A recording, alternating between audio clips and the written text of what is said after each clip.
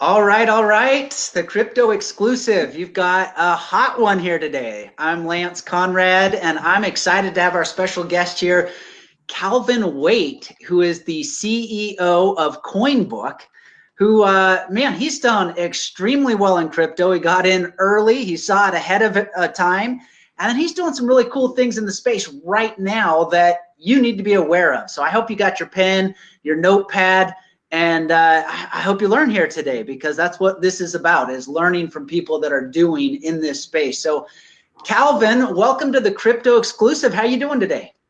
Thank you for having me. I'm doing really well. I'm excited to be here. Excellent, excellent.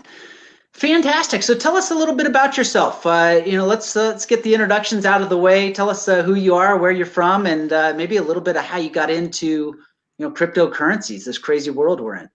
Yeah, well, so I'm let's see, a little about myself. I live in Utah. Okay. So I live in Taylorsville, Utah. Our office is in Midvale, and I have a pretty large family. I've got 6 kids. I have plenty of responsibilities in my life. Wow. So I thought I'd try to start a business and do some other things to keep myself nose barely above water in my life. So I'm having a good time though. 6 kids and you support them all with fake money. How did that come about? I know. It's funny when you're young, they're like, what are you going to be when you grow up? Oh, I'm going to be a fireman and I'm going to be whatever. And I seriously never knew what I was going to be. I just couldn't tell. And turns out it's because what I was going to be wasn't invented yet. Crypto was way before, I mean, when in 2009 and 2008 when it was invented, I was already graduated, and like my life had already moved to a certain point. So it's funny to think, Yeah. So how did you get into the space? You're telling me a little bit about it. Yeah. How did you get into crypto? Yeah. So I've always had a fascination with markets and investing and things like that. I first started trading foreign exchange markets, which, believe me, on a daily basis serves me well today. Just the idea of valuing one currency in another currency and watching those exchange rates change. It's essentially exactly how Bitcoin and other cryptocurrencies work. But so I studied at the University of, so the Brigham Young University was my undergrad in finance. I was trading foreign exchange, I was trading options, I was trading stocks, and doing a lot of research and learning a lot about trends and analysis. And my friend, his name is Nate Davis, he said, hey, and by the way, he's the smartest guy I've ever met. He says, hey, I've been doing this thing with a thing called Bitcoin. I've got a laptop and I'm mining these Bitcoin with my laptop, and I've sold like 80 of these and I've made $400. And at the time I was like, okay, you've blown my mind like 3 times. Like, what in the world are you talking about? He said, yeah, well, I've been mining this digital currency and it's Bitcoin. And he said, I've been selling them for around $5 each. And I looked at him like, you're kidding me. Because, in the stock world, price means everything. You can tell a lot about security and future expectations. Everything boils down to a stock price, which is really a segment of market cap. And the fact that people had 5 times more trust in a Bitcoin over the United States dollar absolutely floored me. Like that was exactly when I became a Bitcoin and cryptocurrency convert right there. And I said, well, how on earth is it worth that much? Because digital things can be copied and pasted. Well, he said, it's built into the software. There can never be more than 21 million, and no one can screw with the money supply. It's released at a specific schedule, so there's no shocks to the economy. And I was like, you are absolutely blowing my mind. I said, how on earth do I get these things? And he said, well, you got to set up an account on MT Gox. And I was like, great, let's do this. Empty Gox, if no one knows. That's a little buzzword in the in the industry. But yeah, so I bought 10 Bitcoin right then and there from him. At the time, they were trading around $12, but I paid him a premium. I paid him $15 each for them. So I paid him $150 using my PayPal, and I was off into the crypto world. So 10 Bitcoin 6 years ago, and you were hooked. Yes. Awesome. So, and you know, you've obviously been doing different things in the space. What's kept you busy in this space over the last 5-6 years? So the first thing we got into was we figured out something that doesn't exist anymore. I don't think. I mean, I'm not sure if it does, but he said that there were these little stocks that were denominated in Bitcoin back then. And he said you were essentially buying a share of somebody's mining operation. So you give them a little Bitcoin, they buy they buy equipment for mining, and then they give you a dividend in the form of the money that they mine and all of that. Well, in my mind, I thought it was completely stupid because I knew that the difficulty was increasing so fast that you were better off just buying the Bitcoin themselves. But what I said is, hey, let's create a high frequency trading algorithm, because the spreads on these stocks were ginormous. I mean, if you bought on one side, you could sell for double on the other side, and if people were trading at all, that was the way to do it. So we did that, and we made some money and kind of kept things rolling. That's cool. We got wiped out a few times. Like, we did get nailed on Empty Gox, and then the next place we had our money was in Cryptsy, and we got wiped out there. So we kind of learned we learned pretty quick that you need to own your own coins and keep your own keys. Well, let's talk about that. What are some of the things people need to be worried about with getting into Bitcoin if they're new in the space? What would be some of the precautions you'd have them taking? Well, everybody that I talk to that's new, I explain to them that buying cryptocurrency is a long-term game. Newbies get in and they get so excited and they think, hey, I'm gonna make money super fast. I'm gonna learn how to trade, and in 2 weeks they think they're experts at trading and they want to day trade with Bitcoin. Well, that is a great way to get wrecked, And so I tell them, what you really want to do is you want to hold on to your coin, and you want to really look at it for a 5 or 10 year time horizon, because that's where you're actually going to make some serious money in Bitcoin. But if you want to get an education, you can put 10% of your coins on an exchange and mess around, but expect to lose that 10% because there are some very smart currency manipulators that work in the market full time. So if you're looking to get rich in crypto, your best advice: think long term. Get in, get started, but don't be trying to get a quick buck here, a quick buck there. Put it in, keep acquiring coins, accumulating coins, and think long term. Absolutely. So you think overall, as a whole, this market's here to stay and it's going to continue to go up in value and go up in market cap? Absolutely.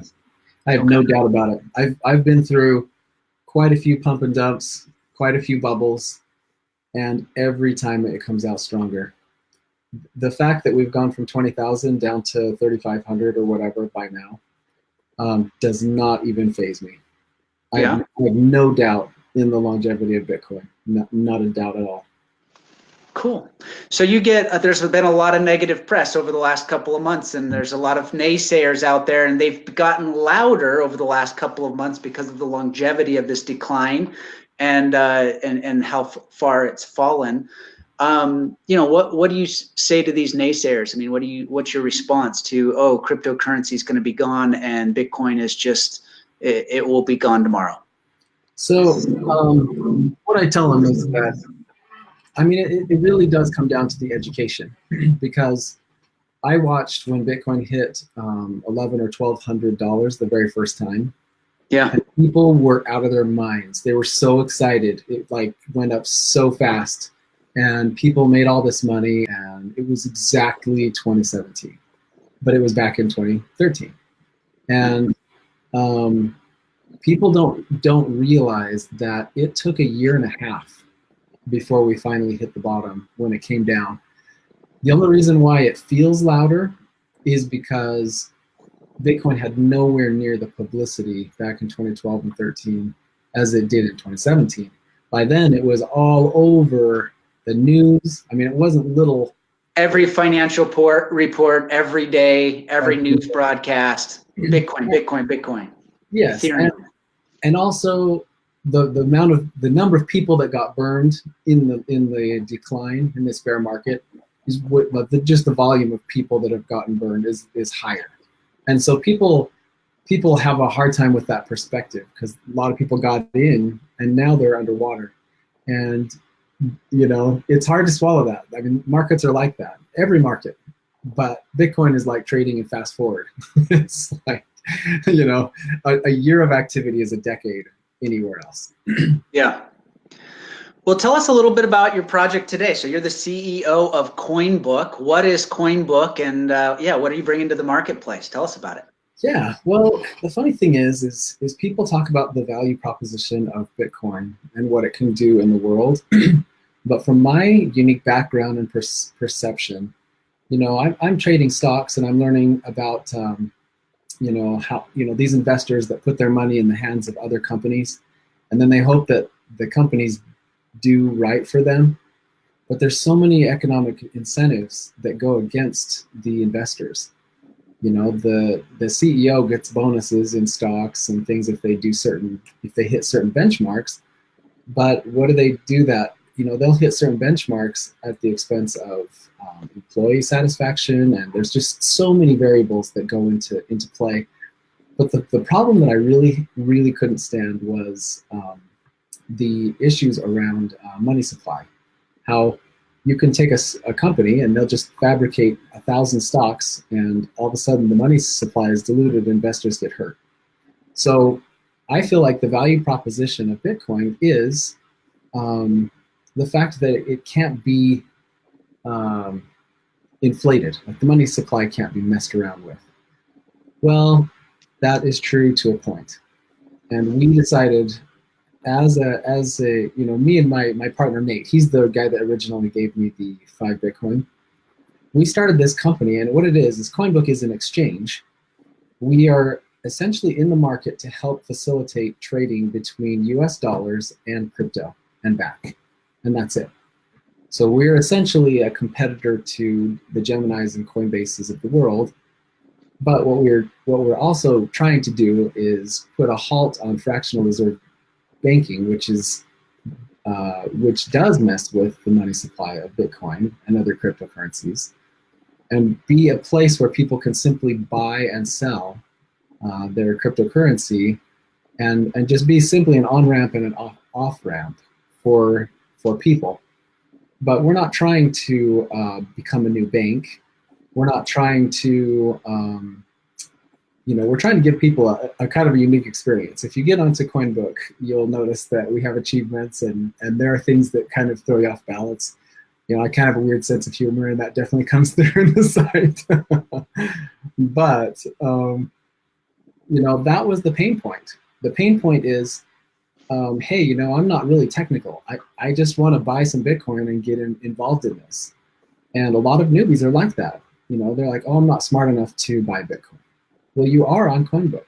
And that's what we're trying to present to the world. You're plenty smart enough, because all you have to do is connect your bank, buy some, and then we're going to teach you how to use a hardware wallet and get your coins offline, get them safe, in a hardware storage device. And we're building this, and we're growing as we do this. So that's essentially our company in a nutshell and what we're trying to accomplish. So are you catering towards the new users that are coming on board that say, hey, I want to get $100 worth of Bitcoin, $500 worth of Bitcoin? Do you also cater to the people that are, dealing with 1,000 Bitcoin at a time and everywhere in between, or do you have a niche in that space? Well, our ideal and really our target market is the smaller retail investor. And it's funny to go after a niche like that because there's less money to be made, right? And But what we really want to do is kind of help people that are new to crypto and people that are, trying to get in and out here and there. But we're not trying to help institutional investors day trade 1,000 Bitcoin. That's not what we're here for. We have no interest in doing that because, Bitcoin is meant to be a peer-to-peer, grassroots currency. This is the definition of freedom when it comes to financial instruments in the world. It's not controlled by anyone, and it shouldn't be controlled by anyone. It should be controlled by individuals. And so right now, our exchange, you can buy or sell $2,000 of Bitcoin at a time. And we've added a few other coins that we feel are beneficial to the industry. Right now, we have Litecoin, Feathercoin, Digibyte, and Bullion. So we have a couple of others that we've kind of hand selected, and it's still these coins we've selected based on our target market, which is the kind of younger, less experienced investor. A lot of people that got burnt in 2017, they got burnt because, hey, this new coin just came out last week, or I just did an ICO and I bought a ton of this at like 2 cents and now it's worth $1. And every coin goes through these massive hype cycles. I've got a new idea, everyone pack on board, and then people just get wrecked all over the place. Well, the idea is we're going to find coins that are 4 or 5 years old that still have a strong community, that have strong development still happening, and we're going to list those coins because newbies can get on there and buy those coins, and they're not going to get 80% liquidated or just totally it's still volatile, but it's nothing like a brand new coin that just barely hit the market. These coins have already gone through a hype cycle, and so we're protecting our users by picking these kind of coins. So what do you think about chasing the next ICO, the pre-launch, the token? Oh my goodness, this coin's going to solve, everything, including sliced bread. You're not even going to need to cut the bread anymore. It's just going to come that way. Yeah, what's your take on that? Well, have at it. If you can come up with an idea that can slice your bread and do everything else, well, you invent that coin and you run with it as dang hard and as fast as you can. But you're not going to be listed on Coinbook. We're just not. I'm not against innovation and people coming up with great ideas. I'm not. But from my perspective and from the company Coinbook's perspective, we want people to find something that they can get involved but not get hurt. And we're not going to just add everything under the sun. We're going to be a little judicious, and we're going to make sure that they have weathered the storms, so that people, don't just put their life savings into something by accident and then all of a sudden find out that they lost all their money. And that could happen. Yeah, so it feels to me a lot like the internet boom, and how in the 90s, the late 90s, it was, hey, let's just take everything and put .com at the end and raise money, and it'll be huge because we're just gonna take everything, we're just gonna sell it online. That's how are you gonna do it? I'm gonna sell it online. That's what we're gonna do. And that was like the whole mantra. I mean, everybody was moving that way. And then in 2000, 2001 with 9/11 and everything, it just like decimated and became the dot bomb. Oh, yeah. And the reinvention of the internet was, okay, it's got to have a real model. It's got to have the real delivery. It's got to, like the business plans had to be better thought out. And it felt like 2017 was so hot that all you needed was an idea. Hey, we can solve sliced bread, whatever the idea was. Don't use that idea. That's not a great idea, and I've got it. It's patented. But now as this market has dropped, my feeling is the ideas need to be better. The execution needs to be better. The problems being solved need to be more clear and easier to see where they solve. So yeah, what's your take on like this round of the internet, or not the internet, of the blockchain and where we're headed with that? Absolutely. I think this is essentially history rewriting itself in a different form. Yeah. I believe that .com thing is exactly what happened with the ICOs. Yeah. Any future ICO is going to have a business plan, and they're going to have to be way more transparent and show that they've made progress. It's exactly the same thing. Like, hey, we've got an ICO. Oh, well, how much money can I give you? You know, that's exactly what happened. Mayweather Pacquiao coin. Come on, let's go. That's huge. It's going to solve something. I don't know. Yeah. So do you see a spot where cryptocurrencies replace fiat? So hang on to that question. I want to answer it in just a second, because the thing about this this ICO thing is actually one of the sales points of Coinbook.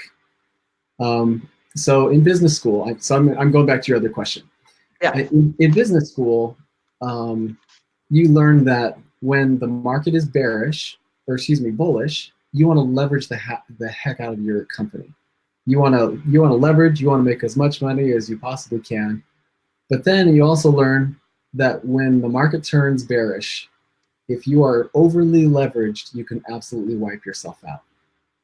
Well, part of the best sales point for Coinbook, our Bitcoin exchange, is that we are self-funded.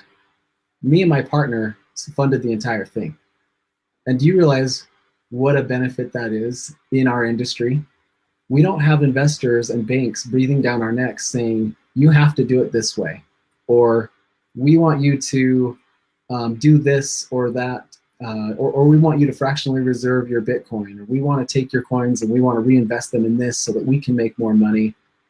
We are a completely self-sufficient exchange, and we can make the right decisions without all of that pressure. And we didn't ICO on purpose. We launched this and we're in ramp-up phase back in 2017. Like, our company is a year and a half old. We just went live 6 months ago because it took a year to figure out banking and regulations and all that stuff. Yep. But the fact that we didn't ICO means that you know, we don't have all of the pressure that a lot of these companies are dealing with. And every company usually leverages at some level. And a lot of these other exchanges are struggling. But you know what? We set up this company in a bear market, and we are lean, and we are as tight as you can be, and we've essentially built everything out under the expectation that we don't need to rely on other people's funds. We don't need to do anything screwy with people's deposits. Like, it is, you couldn't ask for a better, more sound company, especially in the crypto industry. So I wanted to kind of point that out, talking about ICOs.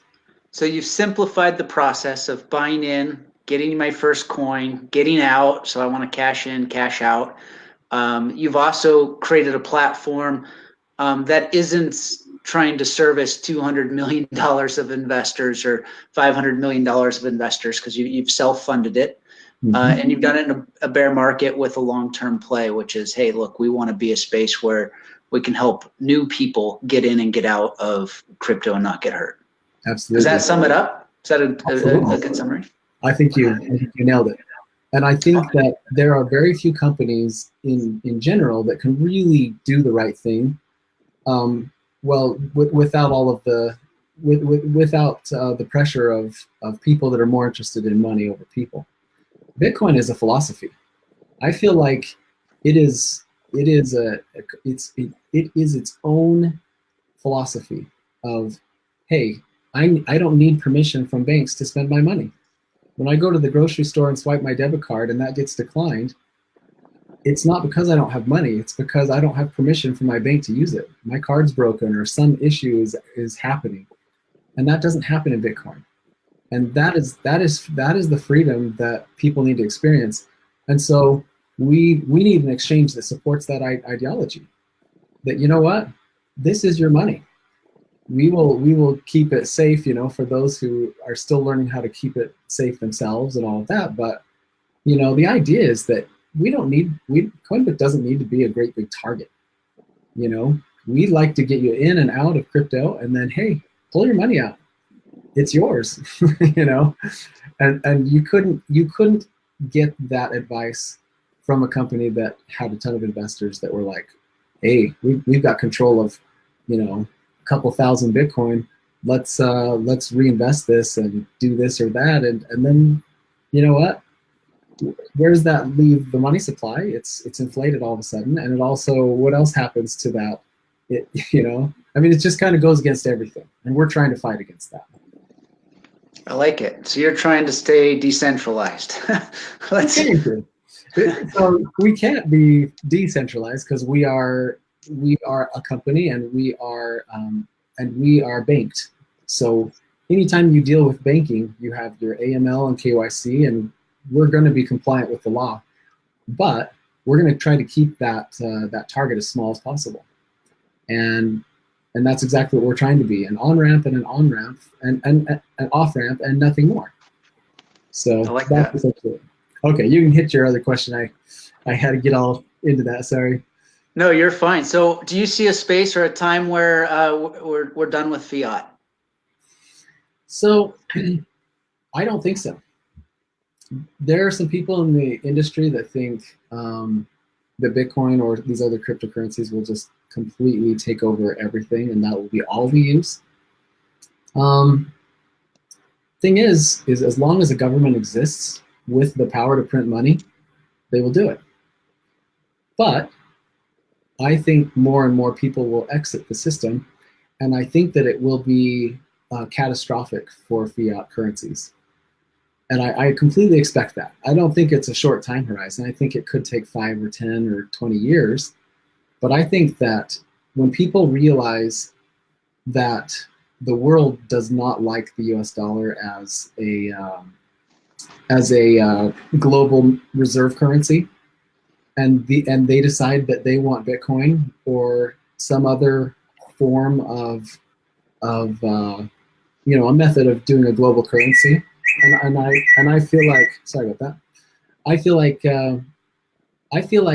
the US dollar is going to be in way worse shape than any economist has ever imagined, and it'll hurt a lot. And I think the United States dollar could actually go through a pretty serious inflationary phase.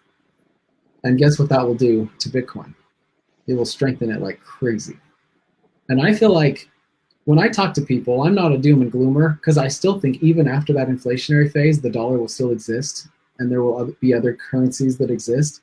But what I think it'll do for people that do have a plan B is it'll set them up in a situation that they were so much better off having some things in place. So my thing is, for people, I say, you know what? If you keep $1,000 in cash in your house as an emergency fund, you should keep $1,000 of Bitcoin on a hardware wallet in a place where you have access to it. And it's just wise. I mean, it's not even, you know, that, hey, this is going to make me rich someday, although it probably will. But it's also, it's essentially planning for your future and being wise about giving yourself options. You know, no, you don't, you know, we live in a world where everyone lives paycheck to paycheck, but it's, you know, people have to make a couple of small decisions that can give them a safety net. And $1,000 of Bitcoin or other cryptocurrency on a hardware wallet where it's safe and you just don't touch it until you need it, the day will come when you need it, and you'll be glad you have it. Awesome. Well, excellent. Well, I appreciate you taking time with us today. I actually have a short window here today. I'd love to just keep digging into it. So I'd love to have you on again and pick your brain some more. Yeah, and I look forward to seeing more about Coinbook as this rolls forward, and seeing how we can, you know, fight for the little guys. I think too much of this market is being dominated by a few that are manipulating things, and regulation is going to help a lot in protecting people. And so I love the premise of Coinbook. Great. Yeah. So everyone's welcome to check it out. The site's coinbook.com, and we're essentially a crypto exchange. It was really fun to be on today. Thanks, Calvin. Have a great day, and we'll talk again here soon. Okay. Thank you. Thanks.